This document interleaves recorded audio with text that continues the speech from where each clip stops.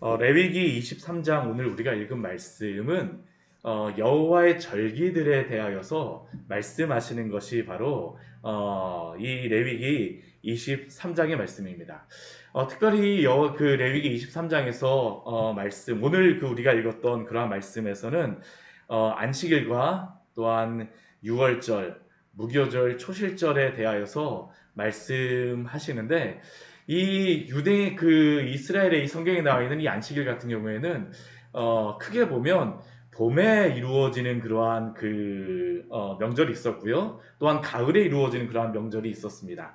오늘 그 읽은 그러한 말씀은 봄에 이루어지는 그러한 그 명절이 바로 오늘 읽은 그러한 말씀입니다. 이제 가을 같은 경우에는 초막절과 대속제일에 관련한 나팔절, 초막절, 그 대속제일 뭐 그것에 관련하여서 이제 그 가을에 있는 그러한 것이고요. 근데 우리가 그 레위기 23장의 말씀을 보게 되면 이것들이 모두 예수 그리스도의 그러한 구원과 또한 하나님의 창조와 관련이 있다는 것을 우리가 볼 수가 있습니다. 먼저 오늘 그 첫 번째로 여호와의 그 지킬 명절에 대하여서 절기들에 대하여서 말씀하면서 첫 번째로 말씀하고 있는 것은 안식일입니다. 우리 2절 말씀에 보게 되면 이스라엘 자손에게 말하여 이르라 이것이 나의 절기들이니 하면서 이 뒤에 나와 있는 그러한 말씀이 여호와의 절기들에 대한 그런 말씀임을 말씀합니다. 근데 이 여호와의 절기들이 다른 그 명절이라던가 다른 그 세상의 그러한 것들과 다른 것이 무엇입니까? 이 여호와의 절기들 같은 경우에는 성회로 공포할 여호와의 절기라라고 말씀합니다. 그러니까 이 나의 절기들은 인간을 위한 그러한 절기가 아니라 여호와 하나님을 예배하기 위하여서 성회로 모이기 위하여서 모이는 그러한 절기다라는 것을 시작하면서 이 레위기 23장 우리에게 말씀하고 있는 겁니다. 그러면 첫 번째로 우리에게 말씀하는 이 안식일에 대한 그러한 말씀은 우리 무엇을 말씀하고 있습니까? 오늘 말씀을 보게 되면 각 명절에 대하여서 중요한 것들을 강조하고 있는 그러한 부분들이 있습니다. 먼저 우리 3절 말씀 보게 되면 첫 번째로 여호와의 절기에 대해서 말씀하는 그 첫 번째가 바로 안식일입니다. 이 안식일 같은 경우는 모든 절기들의 기준이 되어지는 그러한 절기입니다. 이 안식일 같은 경우에는 그 7일 때 6일 동안은 엿새 동안은 일할 것이요 일곱째 날은 쉴 안식일이라라고 말씀하고 있는데 우리가 나머지 절기들 뒤에 있는 절기들을 보게 되면 이 절기들이 이루어지는 것들이 다 이 7일을 중심으로 움직인다라는 것을 알 수가 있습니다. 이제 바로 나와 있는 이 6월절 같은 경우는 1월 14일인데 7이 두 번 하게 되면 그 6월절이 되게 되고요. 그리고 또 그 뒤에 맥주절 같은 경우에는 오순절이라고 이야기를 하죠. 이 초실절이 끝나고 나서 그 7 곱하기 7, 그러니까 49일이 지나고 난 다음에 지키는 것이 바로 이 오순절의 명절인 것입니다. 그리고 우리가 또 이제 가을 명절 같은 경우에는 언제 지키게 되냐면 7월에 지킵니다. 그러니까 이 여호와의 절기가 항상 기준을 무엇으로 다 잡고 있다라고 우리에게 말씀하고 있는 거냐면 안식일이 기준이 된다라는 것이죠. 안식일. 그러면 이 안식일이라고 하는 이 의미는 무엇이겠습니까? 안식일의 첫 번째 나오는 그러한 우리가 성경 말씀을 보게 되면 창조를 다 마무리하시고 나서 일곱째 날에 쉬셨다라는 것을 우리에게 말씀하고 있는 것. 창세기 2장에서 나오고 있는 게 이 안식일의 첫 번째로 성경에 나오고 있는 그러한 말씀입니다. 모든 것들이 다 창조가 완료되었기 때문에 그것을 하나님께서 다 마무리되었다라는 것을 마무리되었기 때문에 쉬었던 그러한 날이 바로 이 안식일이죠. 이 안식일 같은 경우 그래서 모세의 그 십계명에 나와 있는 것으로 시작하는 것이 아니라 이 안식일 같은 경우는 창조의 그러한 계명이다라는 것을 우리는 기억해야 합니다. 그런데 이 모세의 그러한 십계명에 그 하나님께서 십계명을 통하여서 말씀하신 이 안식일을 보게 되면 출애굽기와 우리가 신명기 말씀을 통하여서 두 번을 말씀해 주시죠. 안식일에 대하여서. 근데 이 출애굽기 말씀 같은 경우에는 이 안식일에 대하여서 그 강조하고 있는 그러한 내용, 왜 안식일을 지켜야 되냐라고 우리가 보게 되면 이것이 바로 하늘과 땅과 바다와 그 가운데 모든 것을 만들고 일곱째 날에 쉬었기 때문에 이 안식일을 지키다라고 출애굽기에서는 말씀하십니다. 반면에 신명기 말씀 같은 경우에는 이스라엘 백성이 그 출애굽을 하고 난 이후에 가나안 땅에 들어가기 전에 다시 한번 하나님께서 신명기 말씀을 통하여서 광야의 길을 그 40년 동안 지나면서 다 한 세대가 광야에서 사라지게 되잖아요. 그렇죠? 한 세대가 지난 후에 들어가기 때문에 다시 한번 이 율법의 말씀을 알려주셨었는데, 그때의 그 신명기 말씀에서 그 안식일에 대하여서 말씀하실 때에는 그것을 지키는 이유가 바로 하나님께서 이 애굽 땅에 종되었던 것으로부터 하나님이 구원하셨음을 그들에게 알려주기 위해서 이 안식일을 지키라라고 말씀하십니다. 그러니까 이 안식일을 지키는 두 가지의 이유를 무엇으로 말씀하시냐 하면, 하나님이 바로 창조주 되어주신다라는 것이고요. 두 번째는 하나님이 바로 구속주가 되어주신다라는 것을 강조하는 것이 바로 이 안식일의 그러한 계명입니다. 결국 우리가 안식일을 지킨다라는 그러한 의미는 무엇입니까? 하나님만이 오직 창조주시오, 또한 하나님만이 오직 구속주라는 것을 우리가 신앙의 그러한 고백으로서, 삶으로서 고백하는 것이 바로 이 안식일, 주일을 지킨다라는 그러한 의미입니다. 그런데 이 안식일이라고 하게 되면 우리는 휴식이라고 많이 생각을 하는데요. 근데 이 안식일의 본래적인 그러한 어휘의 의미를 보게 되면 멈추다라는 그러한 단어로부터 오는 것을 우리가 볼 수 있습니다. 우리 23절, 우리 3절 말씀을 보게 되면 이 안식일에 대하여서 이 짧은 한 절이지만 강조하고 있는 것이 있어요. 그게 무엇이냐면 쉬다라는 그런 의미입니다. 쉴 안식일이니 너희는 아무 일도 하지 말라. 쉴 안식일. 근데 이 쉬다라는 그러한 단어와 안식일이라고 하는 그러한 단어가 사실은 같은 단어로부터 나온 그러한 그 단어들입니다. 근데 이 두 단어의 본래적인 의미가 무엇이냐면 멈추다라는 그런 의미예요. 왜 멈추겠습니까? 하나님이 창조하신 모든 것이 완전하기 때문에, 하나님이 구원하신 모든 것이 완전하기 때문에 우리는 그날 쉬고 우리의 일을 멈춤으로 말미암아 하나님이 우리의 완전한 창조주요, 하나님이 우리의 구속주가 되어주신다는 것을 고백하는 것이 바로 이 안식일, 주일을 지키는 의미입니다.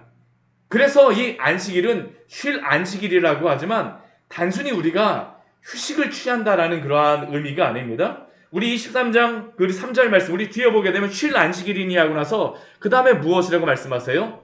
성회의 날이라 라고 말씀하세요.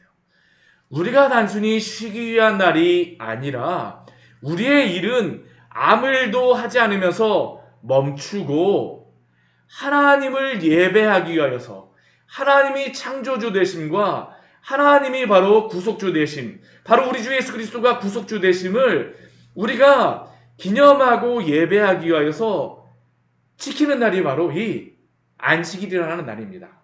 그래서 일곱째 날은 쉴 안식일이니 성회의 날, 하나님을 예배하는 날로 삼아야 됨을 우리는 기억해야 합니다. 그러니까 우리가 안식일을 가장 잘 지키는 방법은 무엇일까요? 우리의 일을 멈추고 하나님을 예배하는 것이 바로 안식일을 우리가 지키는 방법입니다.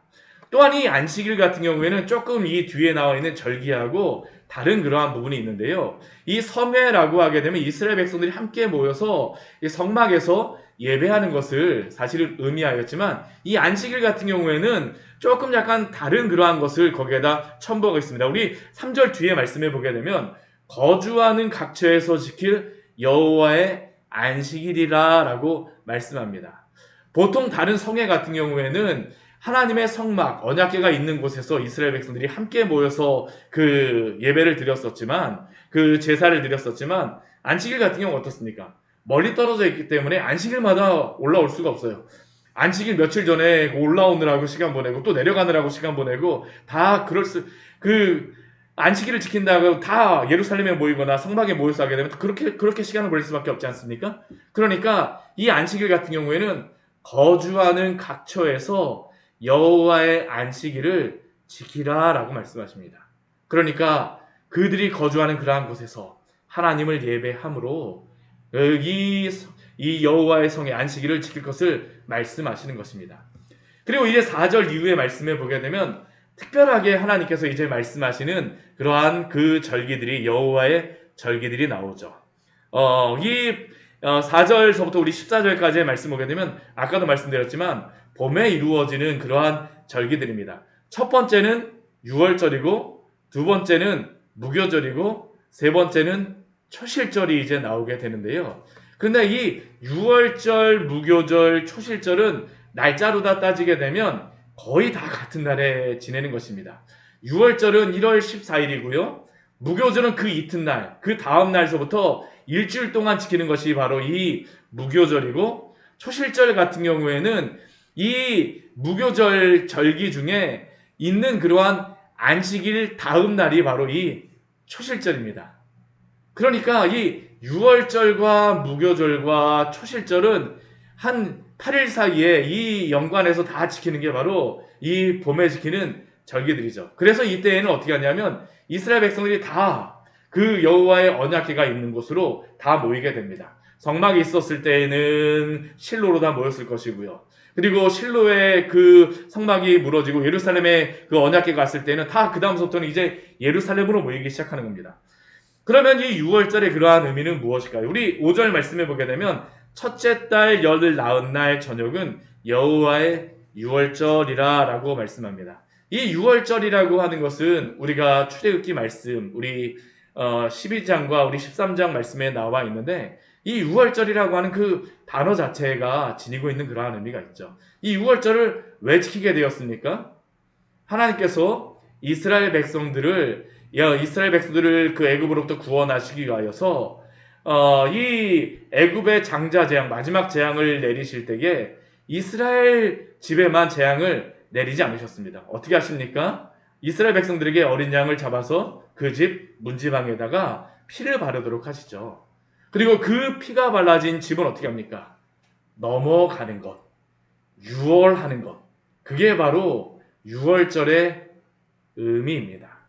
그리고 이 6월절을 통하여서 그 장자의 재앙이 넘어간 이스라엘 백성들은 애굽으로부터 해방되게 되어지죠. 그래서 이 6월절의 의미는 이스라엘 백성들의 시작이요. 우리나라로 치게 되면 어떤 그 절기와 저는 비슷하다고 생각하냐면 광복절과 비슷하다고 생각합니다. 민족이 새로 시작되어지는 그러한 것들. 초대 정부 세우는 그러한 것하고도 관련이 있다라고 또 생각할 수도 있겠죠. 그 6월절 같은 경우 그러니까 하나님의 백성으로 세워지는 그러한 절기가 바로 이 6월절의 의미입니다. 그러면 이 6월절은 오늘날 이 신약 시대에는 무엇으로 말씀하실까요? 바로 예수 그리스도가 그 하나님의 그 6월절 명절에 십자가의 죽으심으로 하나님의 어린 양이 되심으로 구원을 성취하는 것이 바로 이 6월절을 의미하는 것입니다. 예수 그리스도가 십자가에 죽으신 그러한 것을 나타내는 것. 그리고 우리는 예수 그리스도를 믿음으로 말미암아 구원을 받지 않습니까? 하나님의 백성이 시작되어진다라는 것이 바로 이 6월절의 그러한 의미를 나타내죠. 그러면 무교절의 의미는 무엇이겠습니까? 우리 26절 말씀에 보게 되면 이달 15날, 그러니까 그 6월절 다음 날을 이야기하는 겁니다. 여호와의 무교절로 지키라 라고 말씀하시죠. 근데 이 무교절에 그들이 행해야 되는 그러한 한 가지의 하나님의 명령이 있습니다. 그들에게 말씀하셨던 그것이 무엇입니까? 이래 동안 너희는 무교병을 먹을 것이다 라고 말씀하십니다.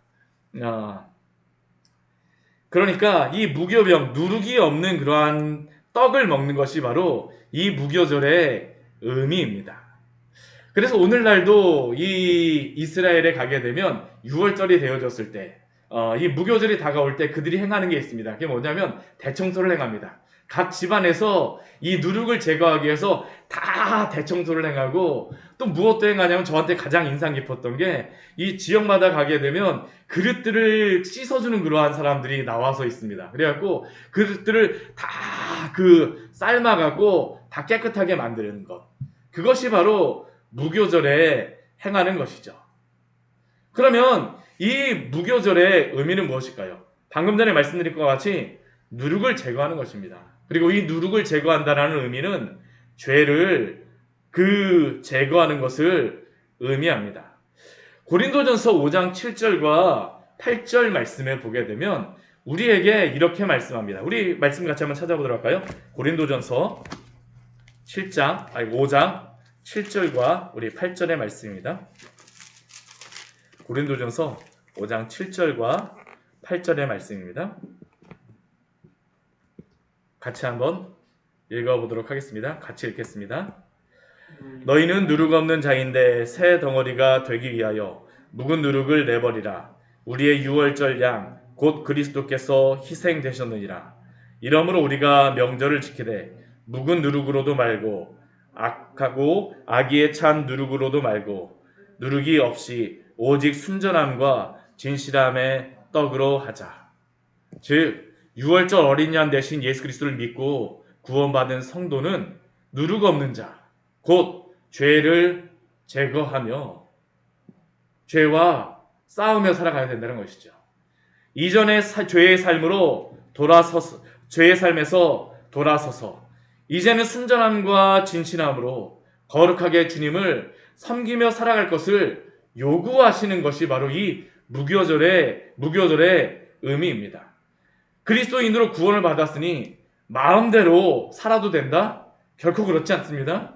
오늘 명절의 그러한 의미를 보게 되면 유월절 뒤에 무교절을 두심으로 우리가 누룩 없는 자가 될 것을 하나님은 요구하고 있음을 기억하십시오. 그렇기에 우리가 구원을 받았다면 날마다 이 죄와 싸우며 거룩하게 살아가시기를 축원합니다.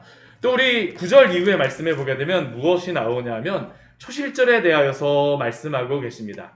이 초실절 같은 경우에는 그 의미가 무엇이냐면 이 무교절 때에 첫 곡식이 나오는 겁니다. 그래서 이 첫 곡식이 나오게 되면 그 땅에 들어가서 그 첫 이삭 한 단을 가져다가 제사장에게 가져갑니다. 그러면 제사장이 이 첫 이삭 한 단을 받아서 흔들어서 그 안식일 이튿날에 하나님 앞에 드리는 것입니다. 안식일 이튿날이니까 오늘날로 치면 언제일까요?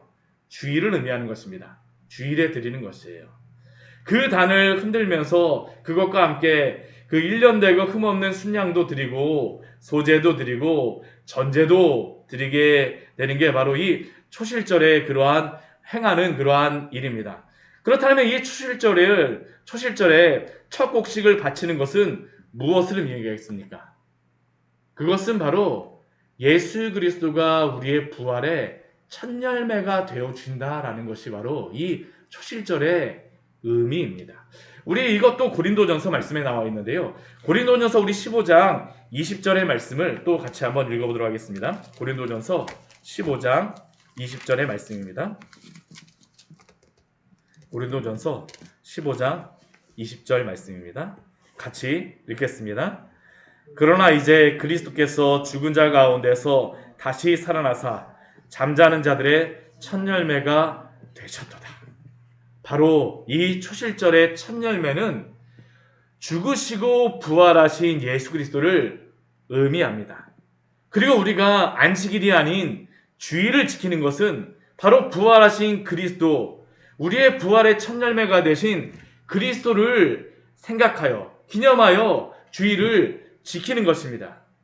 우리가 구원을 받고 영원한 생명을 얻었다라는 확신하는 가장 중요한 것이 바로 예수 그리스도가 초실절 첫 열매가 되셔서 부활하신 것과 같이 우리도 예수 그리스도를 따라 부활 생명을 얻을 것을 우리가 이 초실절 말씀을 보면서 우리는 소망해야 되는 것입니다. 결국 이 유월절, 무교절, 초실절은 그리스도 안에서 성취가 됨을 우리는 알 수 있습니다. 예수님이 유월절 어린 양 되심으로 하나님께서는 우리의 죄를 넘어가 주시고 우리를 의로운 자로 여겨주셨습니다. 그리고 그러므로 우리는 구원을 받았습니다. 그렇기에 구원받은 성도는 누룩 없는 자와 같이 무교절의 그러한 절기를 지키는 것과 같이 죄와 싸우며 거룩하게 그리스도를 닮아서 살아가야 됩니다. 또한 이렇게 살아가는 성도에게는 부활의 첫 열매가 되신 예수 그리스도의 소망이 있음을 우리는 확신해야 됩니다. 이렇게 구원받은 성도는 그렇게 매주일 창조주 하나님과 구속주 예수님을 인정하며 주의를 지키며 살아가야 합니다. 이것이 바로 절기를 통하여 우리에게 주시는 놀라운 구원의 의미입니다. 그리스도 안에서 하나님을 예배하는 자로 거룩하게 살아가시기를 축원합니다. 같이 기도하도록 하겠습니다.